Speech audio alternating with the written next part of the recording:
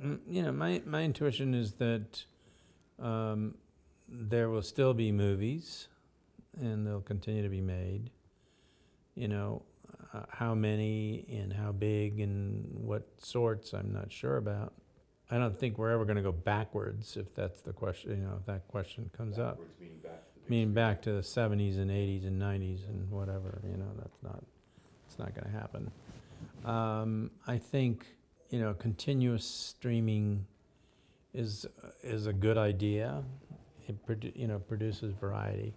I think anything that produces variety is a good idea, you know, and I think that's what's happening. You know, I mean, there's another aspect to it which has to do with, you know, I mean, I would have certain recommendations for an industry to start thinking about distributing somewhat differently. Okay. You know, well, not every movie needs to be opened up in 3,000 theaters. Some ought to open in 5 theaters and then expand if they're good. And therefore make good movies. That's one thing. Now, it's easy for me to say, but it's not easy to do, and I know that that's the case.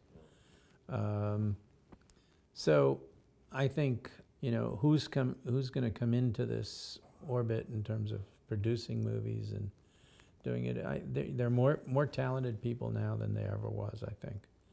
You know, and I came at a time when that was all changing, you know. And that seems to happen a lot, I think, you know. The period in which I started, you know, I mean, I remember being in an agency where they handled Paul Newman and Robert Redford and Barbra Streisand and Steve McQueen and Jim Coburn. And I represented a bunch of young kids, you know, Spielberg and Lucas and Coppola and Ashby and, you know, people like that, the younger crowd, Malick. You know, people like Dennis Hopper were changing everything, right? And that's what's going to happen, I think, again. As long as they don't, you know, as long as the really talented people don't cave in, it's going to be one thing. And the other thing is you know, politics does change the situation. I mean, the Vietnam War is a perfect example. You know, there was a real revolt against government, generally. And that there'll be other systems, you know, there's the, you know, short form, there's the digital form, you know, and the question is which one of those will lead to telling stories. And somebody asked me not long ago, you know, you're still having fun, you know, doing what you do. Do you enjoy it?